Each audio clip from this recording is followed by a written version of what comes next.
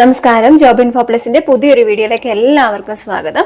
അപ്പോൾ കഴിഞ്ഞ വീഡിയോസിലെല്ലാം നമ്മൾ കണ്ടത് GDSുമായിട്ട് റിലേറ്റ് ചെയ്തിട്ടുള്ള ഒരുപാട് കാര്യങ്ങളാണ്. GDSന്റെ ഫസ്റ്റ് ലിസ്റ്റ് വന്നിരുന്നു.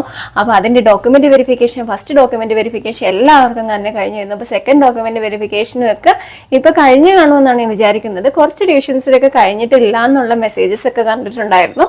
അപ്പോൾ തീർച്ചയായിട്ടും സെക്കൻഡ് ഡോക്യുമെന്റ് വെരിഫിക്കേഷനും കൂടെ കഴിഞ്ഞിട്ട് നിങ്ങൾക്ക് ട്രെയിനിങ് സ്റ്റാർട്ട് ചെയ്യാൻ തുടങ്ങും. അപ്പോൾ ട്രെയിനിങ് ഒക്കെ സ്റ്റാർട്ട് ചെയ്യുമ്പോൾ എല്ലാവരും കമന്റിലൂടെ പറയുക നിങ്ങൾക്ക് ഏതൊക്കെ ഡിവിഷനാണ് കിട്ടിയത്, ട്രെയിനിങ് സ്റ്റാർട്ട് ചെയ്തു തുടങ്ങിയ കാര്യങ്ങളൊക്കെ പറയുക.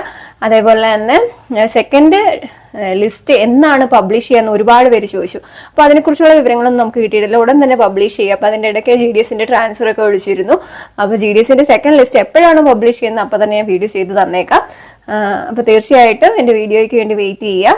പിന്നെ സെക്കൻഡ് ലിസ്റ്റിൽ ഇപ്പം ഇൻക്ലൂഡ് ചെയ്ത ആരെങ്കിലും ഒക്കെ ഉണ്ടെങ്കിൽ തീർച്ചയായിട്ടും അവർക്ക് മെസ്സേജസ് വരും. അതുപോലെ തന്നെ ഇന്ത്യ പോസ്റ്റ് GDSonline.gov.in എന്ന വെബ്സൈറ്റിലൂടെ നിങ്ങൾക്ക് കേരള സർക്കിൾ സെലക്ട് ചെയ്യുവാണെങ്കിൽ നിങ്ങൾക്ക് ലിസ്റ്റ് പബ്ലിഷ് ചെയ്തോ ഇല്ലേ എന്നുള്ള കാര്യം ഈസി ആയിട്ട് ഐഡന്റിഫൈ ചെയ്യാം. അപ്പോൾ ഇടയ്ക്കൊക്കെ ആ ഒരു വെബ്സൈറ്റും കൂടെ നിങ്ങളൊന്ന് നോക്കുക.